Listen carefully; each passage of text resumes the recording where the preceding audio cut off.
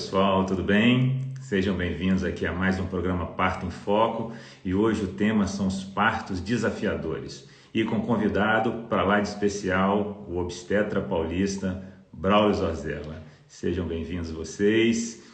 E num país onde qualquer motivo é motivo para fazer uma cesariana, convidei o Braulio para conversar com a gente sobre aquelas condições especiais onde o preparo do casal e da mulher, onde o preparo da equipe, uma equipe multiprofissional, faz toda a diferença na experiência e na vivência de um nascimento saudável e seguro. Então, eu acho que vai ser um bate-papo muito bacana. Ô, Braulio, mas vamos falar um Obrigado. pouquinho então sobre os partos difíceis, né? No Vamos. convite para... eu falei exatamente sobre isso, né? Num país onde qualquer motivo é motivo para fazer uma cesariana, né? Eu queria conversar sobre aquelas condições onde realmente um cuidado de uma equipe multiprofissional ou de uma equipe científica, atenciosa, o preparo do casal e da mulher pode impactar nessa vivência, né? Quando os partos saem um pouco da normalidade ou uma pequena variação da normalidade, como lidar com isso, né?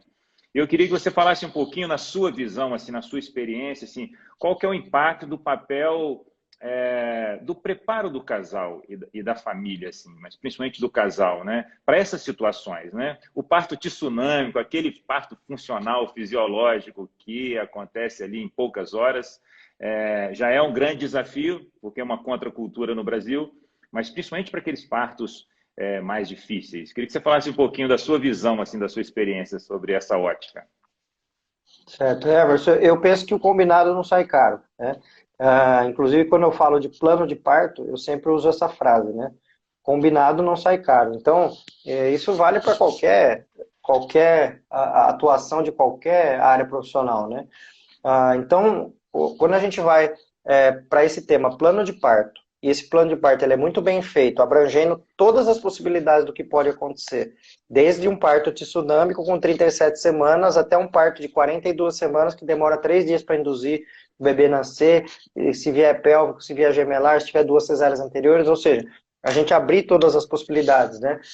Conversar no pré-natal sobre desde um parto que a cardiotocografia está categoria 1, linda, maravilhosa, até aquela que está categoria 2 que a gente precisa intervir, aquela que vira categoria 3 que indica uma cesárea, se for um vácuo extrator, como vai ser, se for um fórceps, como vai ser, mostrar vídeos disso e conversar bastante sobre isso. E principalmente eu vejo que o papel da equipe, né, obstétrica, tanto médico, enfermeiras e obstetrizes, deixar em aberto todas essas possibilidades para o casal, desde um parto muito fácil até um parto muito difícil, não planejar, né? O planejar é olhar para todas as possibilidades e saber tudo que pode acontecer. Planejar, assim, a grosso modo, o plano A vai ser um parto natural, o plano B vai ser um parto normal com uma intervenção, o plano C vai ser uma cesárea, porque não dá para ser o contrário, não dá para começar pela cesárea e voltar para o normal, mas dá para começar pelo normal e terminar na cesárea. E tentar trabalhar com a não frustração se for uma cesárea. Por quê? O que a gente está planejando é o melhor desfecho possível para aquele caso. E se para aquela mulher, para aquele casal, o melhor desfecho possível for uma cesárea no final, que essa possibilidade seja falada, seja inclusive mostrada. Se for a cesárea, como vai ser? O bebê vai direto para o colo da mãe? Não vai? Vai esperar parar de pulsar o cordão ou não? Ou nas situações adversas até, se o bebê precisar de uma reanimação, como é isso? O que é reanimação? Para que serve? O que é entubar um bebê? Para que serve uma UTI neonatal? Em que casos que a gente utiliza ou não utiliza? Então, eu acho que vale bastante da equipe obstétrica, da parte mais natural ser falada com as enfermeiras e com as obstetrizes, da parte de intervenções ser falada conosco, médicos, mas eu acho que na hora que está tudo faladinho, bonitinho, e todas as possibilidades estão ali. Por exemplo, eu entrego normalmente um roteiro de plano de parto, acredito que você faça isso também. No roteiro tem lá, vamos falar de aminoinfusão. Aí a pessoa fala, mas o que é isso aqui? Fala, não, aminoinfusão é raríssimo precisar, mas num caso que tenha mecônio espesso e que a cardiotóxica esteja categoria 1, que a gente sabe que o parto vai demorar bastante ainda, pode ser que seja necessário. A aminoinfusão é isso, aquilo, a gente coloca lá um equipo numa sonda nasogástrica, coloca via vaginal, faz uma lavagem do mecônio, sai o mecônio, acabou. Ah, tá. Por quê? No dia do parto, se eu for falar vamos fazer uma minifusão com a pessoa com dor, ela nem sabe o que é isso, né? Esse nome vai até assustar. E se a pessoa já sabe antes, né? E eu citei um dos itens aqui que são mais desconhecidos, inclusive, né? Mas eu acho que o ideal é sempre abordar tudo que possa acontecer, até mesmo para os casais que queiram falar de morte. E se morrer alguém? E se morrer bebê? E se morrer a mãe, né? Até porque a obstetrícia, assim como a medicina como um todo, ela é nós somos grandes inimigos da seleção natural, né? A seleção natural mataria uma parcela de pessoas, a medicina vai lá reduzir essa parcela de pessoas, mas a gente não consegue zerar. E hoje em dia fica muito aquela expectativa de que o médico vai salvar, resolver tudo, porque tem muita tecnologia hoje em dia e tudo pode ser resolvido, né? Então eu acho que vale a pena, inclusive, falar dessa parte, né? Que nós estamos lá para minimizar aquilo que a seleção natural faria, ou seja, diminuir os danos e diminuir o número de mortes. Mas ainda assim, nos melhores números que tem no mundo, a gente tem aí 20 mortes de bebês a cada 10 mil partos, que são nos cenários europeus, e 5 mortes de mães a cada 100 mil partos, né, que são os números preconizados pela OMS como os menores possíveis para a gente chegar. Então a gente tem que falar desse assunto também. Então eu acho que a gente tem que falar desde a parte linda, romântica, maravilhosa do parto mais fácil até a parte mais difícil e todos estarmos preparados para tudo isso. Gestação prolongada. O que é gestação prolongada para o Braulio? É 38, é 39, é 40, é 43, é 44? As coisas que forem minha opinião, eu vou falar. Isso é minha opinião. E o que eu não falo nada é porque eu sigo o que está dentro da medicina baseada em evidência. Então, o que a gente tem hoje de trabalho científico, né, Emerson, é que existem as recomendações mais fortes para término da gestação seriam entre 41 e 42 semanas, né? Então, você pegar vários protocolos aí, colégio americano, inglês e tudo mais. Teve um trabalho recente sueco que estudou gestações até 41 e até 42 semanas e começou a comparar, e eles viram que num sistema de plantão, que é o sistema deles, né, vários médicos atuando, as induções feitas com 41 semanas, elas são mais seguras do que a espera até 42 semanas, né? Só que eles, nesse trabalho, não tem a individualização de cada caso com equipes que conhecem o gestante, que tem até o WhatsApp da pessoa que conversa, que atende. Então, aí vai minha opinião, que nos sistemas de plantão, 41 e 3 dias, tá ok, tá dentro da logística daquele serviço, até porque depois disso tem que acompanhar todo dia, às vezes não tem logística, então é mais seguro a indução com 41, até 41 mais 3. Agora, em sistemas onde existe o cuidado 1 a 1, equipe 1 a 1, dá para individualizar. Dá para chegar até 42 semanas, se tiver tudo bem. Doppler tá ok, ILA tá ok, líquido amniótico tá ok, peso do bebê tá ok, não passou de 4,5 kg, tá tudo certo, tá dentro do padrão ok, dá para chegar até 42 semanas, e ainda assim, se reestudar esse caso com 42 semanas. Quais os cuidados com as mulheres que têm um ensaio do parto mais prolongado? Eu acho que eu tenho capacidade muito mais de dar dica para médicos do que para mulheres, até porque fica mais fácil, de tete a tete, né, em relação ao que fazer, né, nas condutas. Então, acho que a primeira dica que eu vou dar para as mulheres, né, se é que elas me permitem, é que elas conversem com outras mulheres que tiveram fases latentes difíceis e vejam o que elas fizeram, começando por aí, porque eu não sei o que passa na cabeça dela, não consigo saber, não consigo nem imaginar, né, eu só sei que pode ser que gere uma ansiedade, pode ser que a pessoa esteja aflita, mas eu não consigo, né, como homem, você também não, a gente entender o que está passando dentro daquela pessoa. Então, o que dá para fazer, falar de forma mais genérica, você citou o Rick Jones agora há pouco, e tem um livro dele que chama Entre as Orelhas, né, que fala que o parto está aqui, não está lá, né. Então, eu acho que uma grande parte dessa questão vai ao encontro do emocional, ou seja, a pessoa se acelerar, baixar, diminuir a ansiedade, ou seja, procurar fatores que possam diminuir a ansiedade.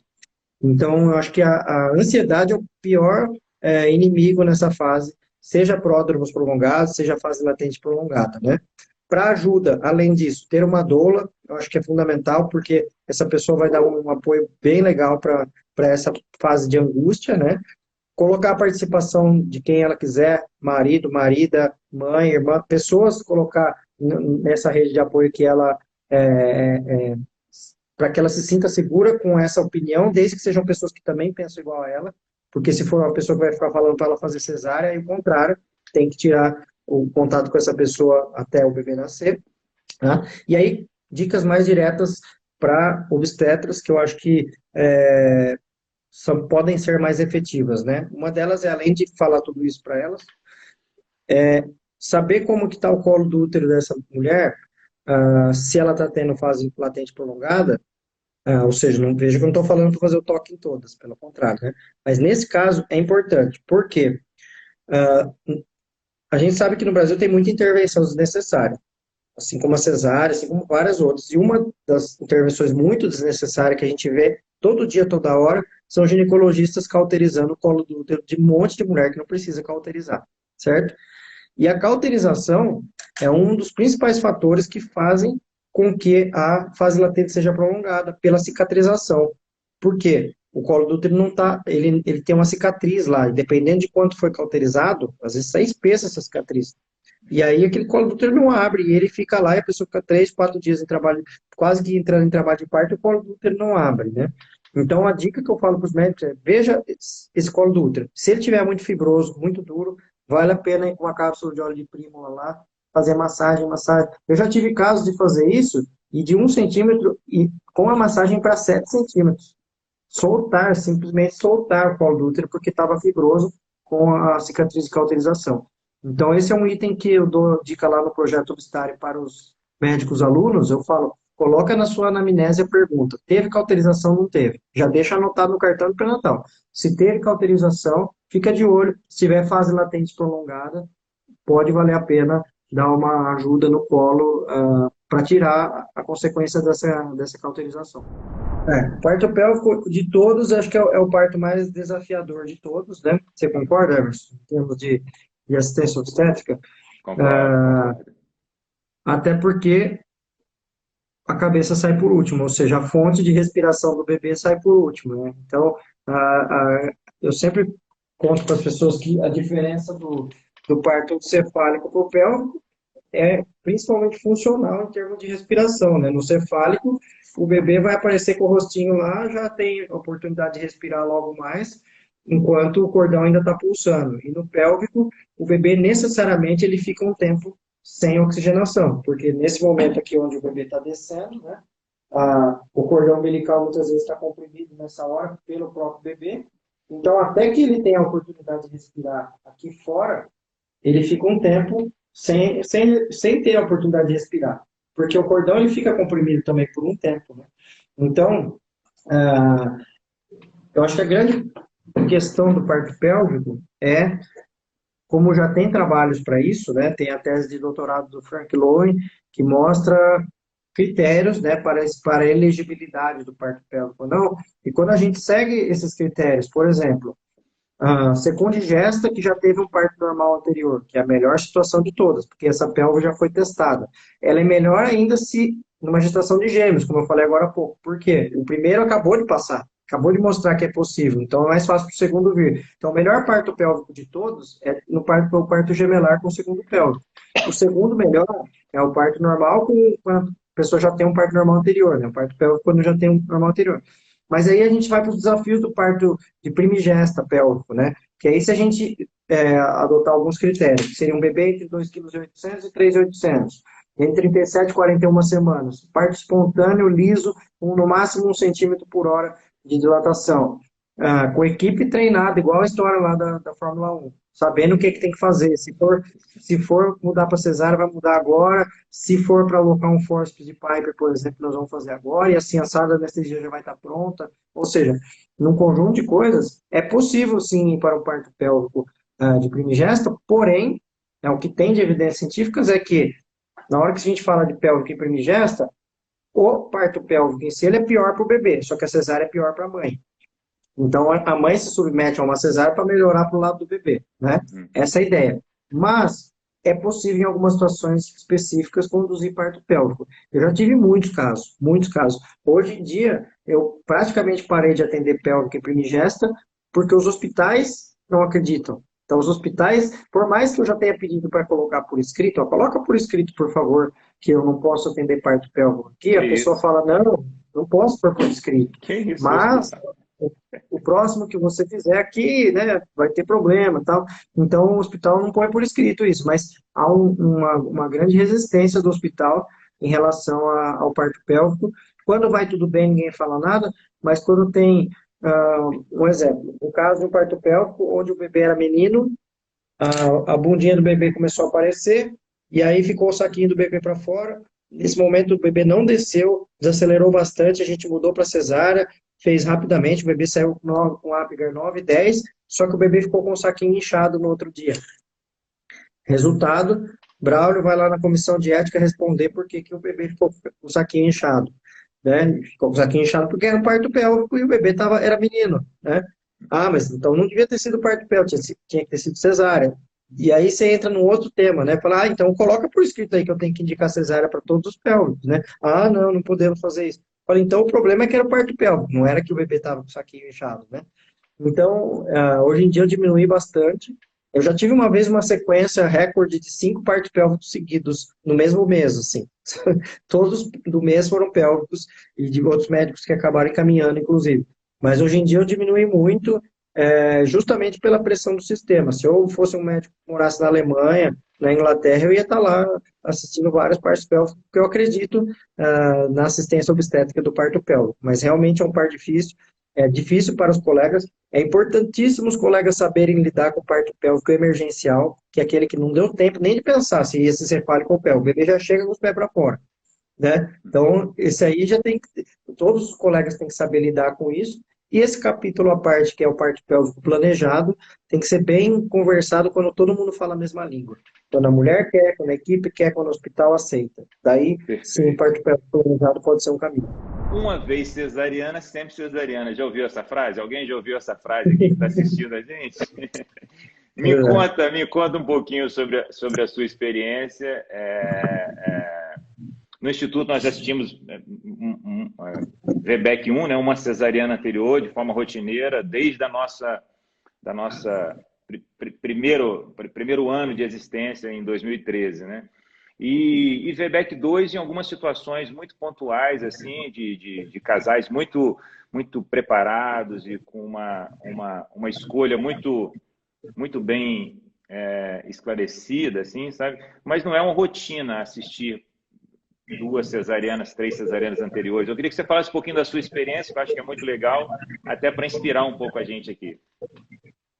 Então, o VBEC, né, para a turma que está assistindo aí, Vaginal Birth After Cesarean, o parto normal, eu gosto mais do PNEC, eu gosto mais da língua portuguesa, né, o parto normal pós-cesárea. Quando eu me formei em 2002, já era prática parto normal após uma cesárea, então sempre foi bem tranquilo, né. Quando começaram a sair trabalhos de parto normal depois de 2 cesáreas, e que a incidência não passava de 1% de ruptura uterina, então você tem lá hoje 0,1, 0,2% de ruptura uterina para uma cesárea, 0,6% para 2 cesáreas anteriores. Os dois passaram a cair no mesmo balaio, né, nas evidências, então não tem estatística significante diferente. Então, para mim, foi assim, o primeiro VBEC 2 que eu atendi foi em 2008. Então, tem 13 anos que, para mim, uma cesárea ou 2 é o mesmo caso, não tem diferença nenhuma, porque estatisticamente é a mesma chance de ruptura. Inclusive, na minha prática, algumas rupturas que eu já vi na minha vida, umas 5 talvez, foram em uma cesárea anterior. E eu tenho, no consultório, 38 partos normais depois de 2 cesáreas e não teve nenhuma ruptura. Meu N é baixo, né, perto da literatura, mas você perguntou a minha experiência. Minha experiência é parto normal após 1 e 2 cesáreas é o mesmo caso. Ô, Braulio, entre as perguntas que eu recebi sobre partos difíceis, né, algumas mulheres que viveram a necessidade de um parto vaginal assistido, né, o fórceps ou o vácuo extrator.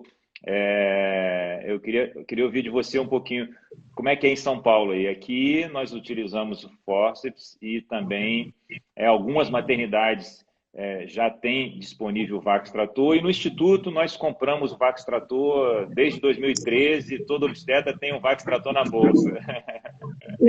O vácuo extrator é instrumento tem que andar grudado no corpo, né? E, por exemplo, esse aqui que eu gosto muito dessa marca, eu acho ele bastante efetivo, é o que eu mais uso, tá? Tem outras marcas que eu não gosto tanto. Então, eu sempre ando na bolsa também. Tem um dos hospitais que eu vou que não permite que entre com nenhum instrumento externo. Tem que usar o que eles têm de outra marca. e tem outro hospital que permite que eu leve o meu, né? Mais ou menos 5 a 7% dos partos terminam assistidos, né?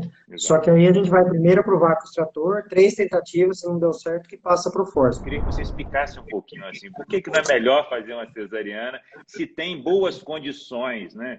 Se é uma condição segura para o vácuo extrator e para o fórceps. Existe uma questão cultural brasileira do amedrontamento do fórceps, o fórceps como um instrumento que machuca o bebê, né? A bacia é uma ampulheta, ela tem o estreito maior, o menor e o médio aqui embaixo em termos de amplitude. O que acontece é o seguinte, se a gente está numa evolução no parto e o bebê, ele desceu por essa parte e a cabeça dele passou pelo menor estreito da mãe, significa que a maior parte do bebê passou pela menor parte da mãe. Nessa situação, se o bebê ficar preso nessa situação, não sair, ou se ele entrar em sofrimento fetal, sair via vaginal é mais rápido, mais seguro, mais prático e a mãe não vai ganhar 7 cortes na barriga de uma cesárea, certo? Ah, mas eu prefiro a cesárea do que um fórceps. E aí eu vou contar uma coisa para as mulheres que talvez muitas não saibam, que a gente usa muito mais fórceps na cesárea do que no parto normal. E aí, por quê? Ué, porque a cesárea não é anatômica. Então, tem muitas vezes que a gente tem que entrar com uma colher. Você vai olhar nos vídeos de cesárea, que tem um médico, ele entra com uma colher lá dentro. Aquela colher é o fórceps, né? Então, a gente usa mais vezes fórceps em cesárea do que em parto normal. Ou seja, ir para uma cesárea para não usar o fórceps não tem sentido, porque pode ser que precise do fórceps na cesárea. O fórceps é um instrumento extremamente útil. Ele serve desde dentista para arrancar dente até otorrino para tirar um feijão de dentro do ouvido, quanto serve como obstetra para ajudar o bebê a sair da barriga da mãe, seja no parto normal ou seja na cesárea.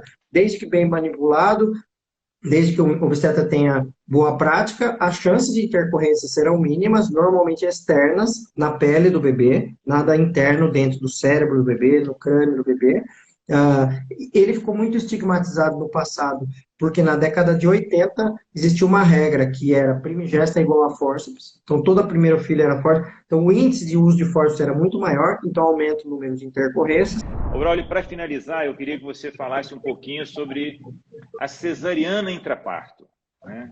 Eu acho que, né, uma mulher se prepara, tem um caminho de pré-natal, onde ela estrutura o pensamento, onde ela se fortalece, busca um caminho, busca uma instituição, né, seja aqui no Brasil ou fora, uma maternidade onde ela se sente segura para ter uma boa vivência de parto, ou leva consigo uma equipe ou um profissional, e a necessidade da cesariana se faz de forma verdadeira e real. Eu demorei uns 15 anos para chegar nesse pensamento. Eu tinha muito pesar antes, ai meu Deus, precisou cesárea, que pena. Eu demorei um tempo, eu fui aprendendo com mulheres que tiveram cesárea e que me agradeciam muito no final por ter tido a cesárea, com muitas conversas com doulas. Doulas me ajudaram muito nessa conversa, sabe? Na sensação de ter entendido que o papel que eu fiz ali era o melhor possível naquela situação. Então, hoje em dia, eu adoro mais do que tudo a cesárea. Mas por que você só tem 5%? Porque eu adoro fazer só na hora que precisa, né? Eu adoro ser a pessoa que vou resolver aquilo quando aquilo realmente precisa. Então, eu saio obstetricamente feliz de um parto quando precisa de uma cesárea. E eu tento passar essa mensagem no pré-natal para a mulher, na hora da cesárea e depois da cesárea, que eu estava ali para isso. Ainda bem que estávamos ali, ainda bem que tem a nossa profissão para isso. Muito bom.